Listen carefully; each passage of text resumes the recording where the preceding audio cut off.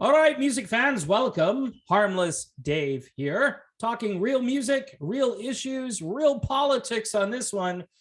Oh, they told me not to do this. Don't do it, Dave. But yes, I'm doing it in real time for real people just like you and just like me. So when, rock publications put out, articles like this, and it has really nothing to do with music, right? It's about Aaron Lewis. I covered Aaron Lewis last week, actually a couple of times now. Lead singer for the band Stained, also a respectable country artist, solo country artist. So he's a pretty interesting dude, and he's pretty outspoken, and he's kind of gone off the rails a bit. And he says that the Democratic Party is trying to ruin my bleeping country. So it's one of those let's go Brandon kind of moments right there. I would correct and say it's not the Democratic Party, but the Democrat Party. Because if the Democratic Party, which believes in really sort of naked authoritarianism, is calling themselves democratic, then I think that is lousy advertising, and it's basically opposite day. I'm sorry. With maybe one or two exceptions across the board. Tulsi Gabbard comes to mind, who is a patriot, and she should probably change her party affiliation quickly. But maybe she thinks she's going to rehab the entire party. Don't think so. They didn't treat her so well in the presidential primaries. So anyway, Aaron Lewis has accused the U.S. Democrat Party, my edit, of trying to ruin the country. The outspoken conservative rocker. All right, let's spend a moment on this. So when Sebastian Bach, Dee Snider, or any number of other people get up and talk, and they blast the other side, Republicans or Donald Trump or whatever, are they labeled, are they ever called liberal rockers?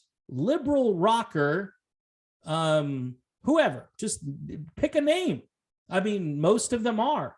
The guy from The Offspring, liberal rocker Paul Stanley, right? I mean, they're all basically walking in lockstep with the establishment, which is being run by the Democrat Party.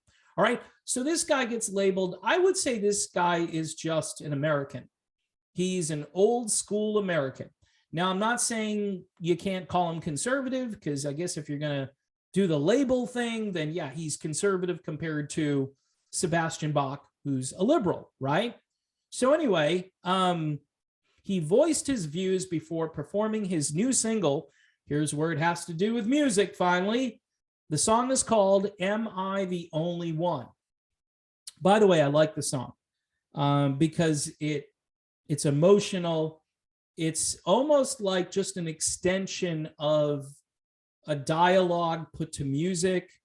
Like you start driving down the road thinking to yourself, really, am I the only one who's not wearing a face diaper, walking alone down the street? Am I, seriously, you start thinking to yourself, am I crazy for not being like those people? Or am I the only one who's normal and the rest of these people are lunatics? Seriously. So this song to me really hits home because it's asking this question, am I all alone? Am I the only one who believes these things? Now, the song is a good song. It's not melodically the most incredible song I've ever heard, but it's a good enough song to really, probably do very well on the country music charts. Addressing the fact that I am the only one, or am I the only one, takes aim at liberals, and touches on American flags burning and statues that have been removed. He said all those statues, they're all Democrats.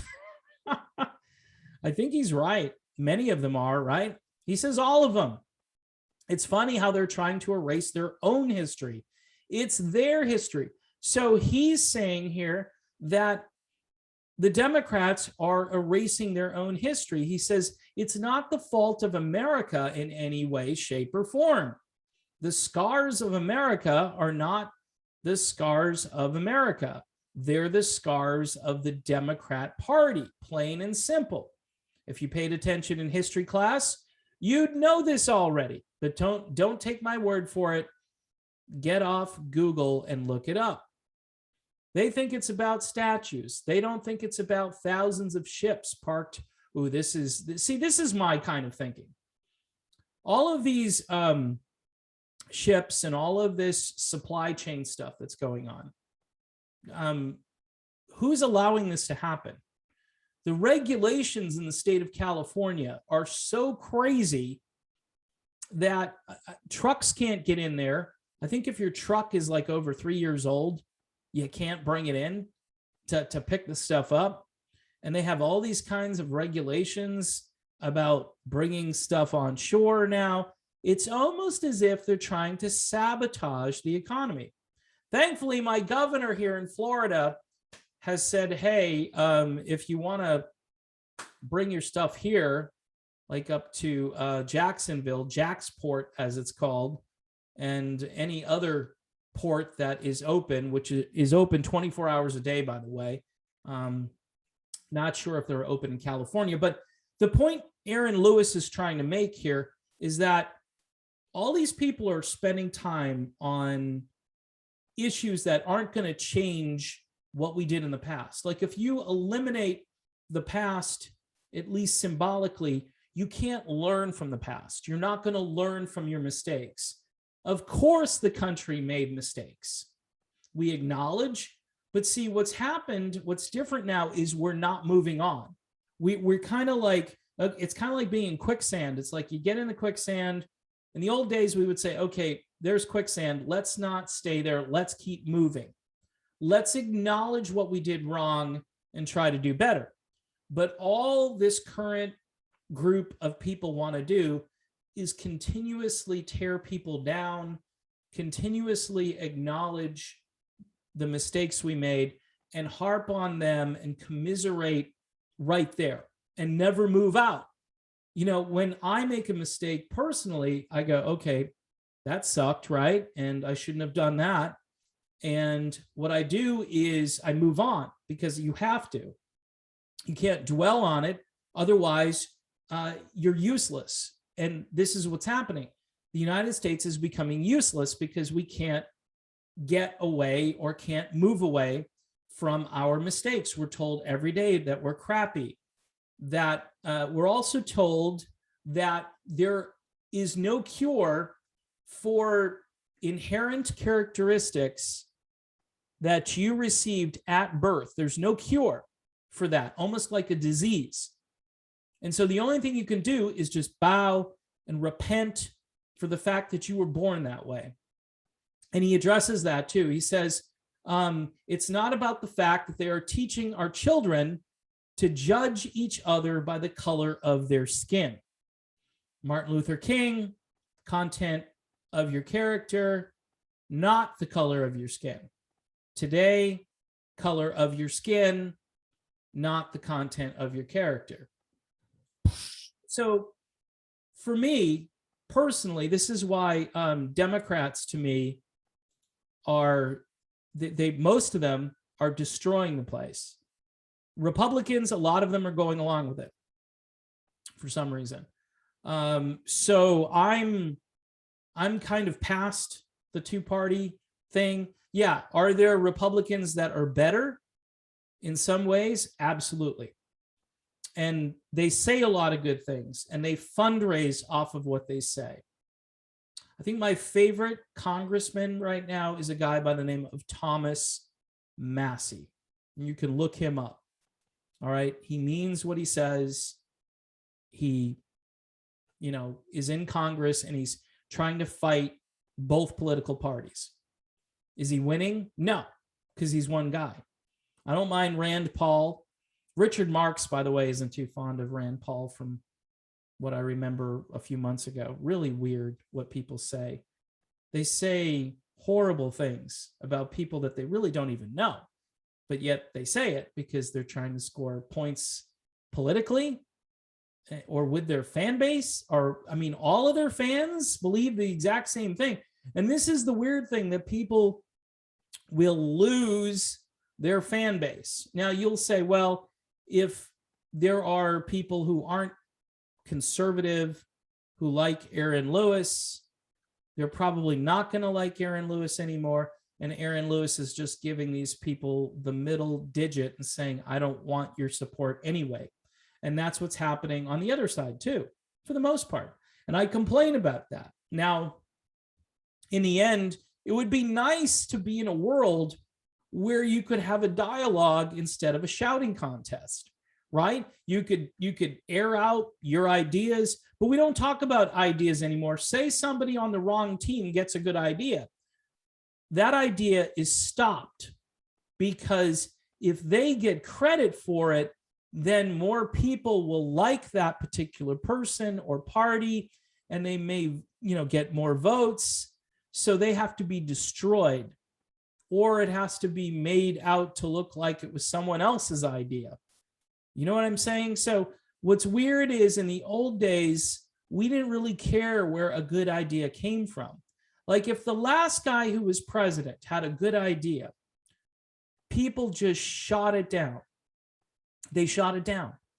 Now, I'm waking up this morning, by the way, to like $3.35 a gallon for gas. I'm waking up to that. Last year at this time, I was waking up to $1.97. No lie. No lie. I think my wife took pictures, because we knew if things, and she did. She took pictures of prices prior. And, again, whether you like the last guy or not, there are certain things that you can't deny. Was the supply chain screwed up last year? No. Were energy prices more affordable? Yes. Something has changed. And if you have a dialogue with somebody and you point those things out, not to say that, oh, that last guy, he had a great personality and people loved him for his awesome personality or his loving nature. That wasn't what the last guy was about. But it's one of those deals where you're like, okay, I'm not electing a pope, right? I'm not electing a priest. I'm electing somebody who's going to manage the chaos. And we need to find someone who can manage the chaos in a way which allows us to prosper and not worry, and hopefully keep us out of endless wars and so forth, which really no politician seems to want to do that. And that's the thing that I care about, in addition to the economy and getting back to normal, where they're not mandating and locking down and telling you how to live your life. I don't want to become Australia or Canada. So one little article about Aaron Lewis, it goes on. I'm not going to continue with it. But the premise, of course, is that we're paying attention to stuff that maybe we shouldn't be paying attention to. We're always distracted, and there's always a bigger issue that we're missing. And I think people are maybe starting to wake up to the fact that they don't like it when they go to the supermarket and that one thing that they always used to get is never there anymore. And this has happened to me a lot lately, the last couple of months. And I'm just, a lot of stuff that I buy for my kids, it's not there. And I have to, of course, break them the bad, and it's not like we're living in hunger or poverty, but things are going to continue like this if we don't straighten this out. And I wish there was a third political solution where people could say, you know what, this isn't a team sport anymore. This isn't the D's versus the R's or the blue versus the red. This is, who do I choose who's going to make or try to make my life better, or do the things that I say I vote for this person thinking they're going to do those things. Are they really going to do those things? And you have to hold people accountable. And the whole system right now has no accountability. And everything is a distraction away from what's truly happening. So, Tip O'Neill said all politics is local. And I'm kind of more there than anywhere else. But my political solution would be to decentralize everything and bring power back to the people, back to the states, back to your town, your county. People should be deciding at that level how they deal with problems. They shouldn't be getting federalized curriculum. They shouldn't be getting federalized ideas on medicine, which is the current way we're doing things, which is a horrible approach. Each human being is different and responds differently to different medicine. It's just the way life is. That's just at the basic level, and then you can extrapolate out, and then you can see larger populations responding all pretty much the same way. And then you could say, okay, this isn't for us. You guys want to keep doing the lab experiments, you do them. But we here, we would like to do something else. Freedom and liberty. Those are the two big concepts. And I'd like to have more Democrat friends who believed in those things.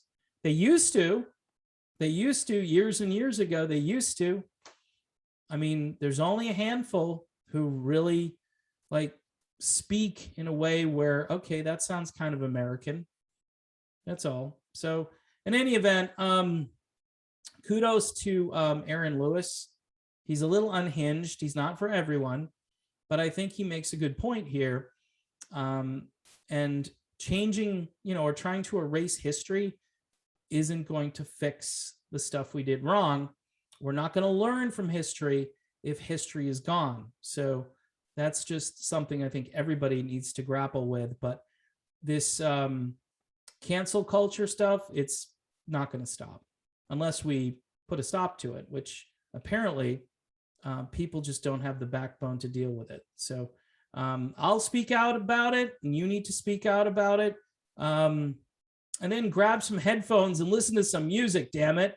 At some point, folks, we need to get back to just talking about music here on this particular channel. All right, so I'm done. See you soon.